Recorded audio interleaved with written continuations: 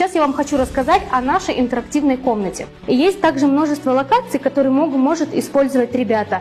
Например, оказаться в космосе или побывать в Египте. Эта комната рассчитана на 3 основных экрана. Первый экран у нас находится на полу,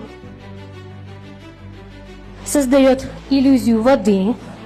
Второй экран у нас основной, он находится на стене, с ним работают лучи. Также можно использовать перчатку для деток, у кого слабая моторика, крупная, кто не сможет держать. Перчатка одевается вот так, и действие вот такое же. Этот экран позволяет тренировать память, внимание.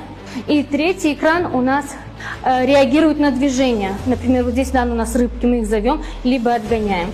Он реагирует на движение человека. Разрабатываем крупную моторику с детьми, например.